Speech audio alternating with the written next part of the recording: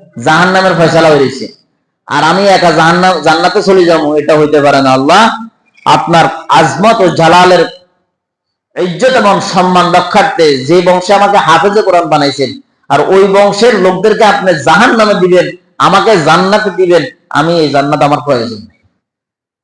আপনি আমাকে হেদের সাথে হয়তো আমার দলভুক্ত করেন, মানে হেদেরকে আমার দলভুক্ত করেন।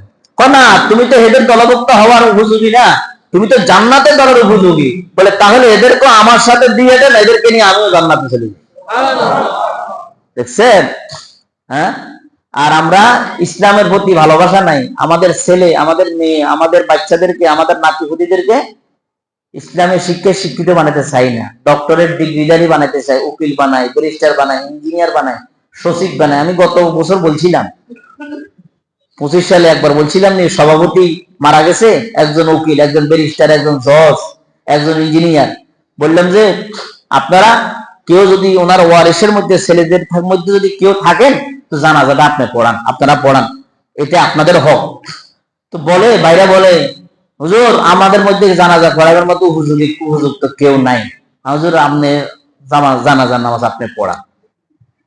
অথচ মুসলিম শরীফের মধ্যে, হাদিসের মধ্যে আসছে, বুখারী riwayat আসছে, যদি সন্তান বাবার জানাজা পড়ায়, সন্তান বাবার জানাজা পড়ায়, যদিও বাবা গুনাহগার, যদিও সন্তান গুনাহগার, তো আল্লাহ তাআলা বলে দেখো বাপের জানাজাটা সন্তানে পড়াচ্ছে, ফেরেশতাদেরকে নিয়ে মজলিস করে, দেখো ফেরেশতারা, ফেরেশতারা তোমরা সাক্ষী থাকো, যে সন্তান বাপের প্রতি মায়া ভালোবাসায় বাপেকে জানাজার নামাজ দিয়ে সে চিরবিদায় দিয়া আখিরাত মুখী করে দিচ্ছে, আমি আল্লাহ পাক তোমরা সাক্ষী থাকো, আমি ওই লাশকেও মাফ করে দিলাম, বাপকেও মাফ করলাম, সন্তানকেও মাফ করে দিলাম।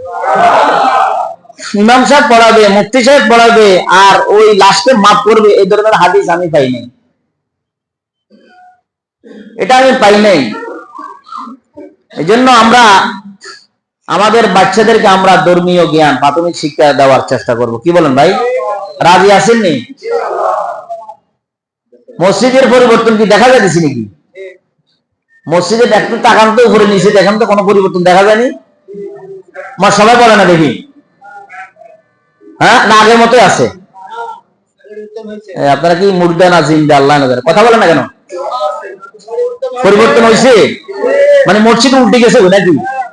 হ্যাঁ, 7 তলা নিচে বসছে, নিচের তলা উপরে দিয়ে গেছে নাকি?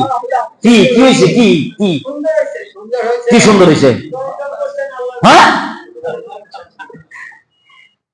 ইমাম সাহেব আজকে 1 সপ্তাহ এই টেনশনে শেষ। তো ইমাম সাহেব করবে, এটা আমি বলার দরকার নেই। আমার কাজে হলো ওয়াজ করা, ইমাম সাহেবের কাজে আপনাকে পকেট খালি করা।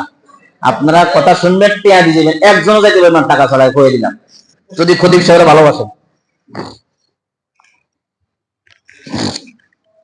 সবাই আলহামদুলিল্লাহ বলি। আলহামদুলিল্লাহ বললে লাভ আছে, লাভ আছে না লস আছে? এইটা আমরা একবার বলে দিলাম আলহামদুলিল্লাহ। খতিব সাহেব যে সমস্ত কথা বলছেন, আলেম বানাও, এটা ইবরাত হাসিল করা।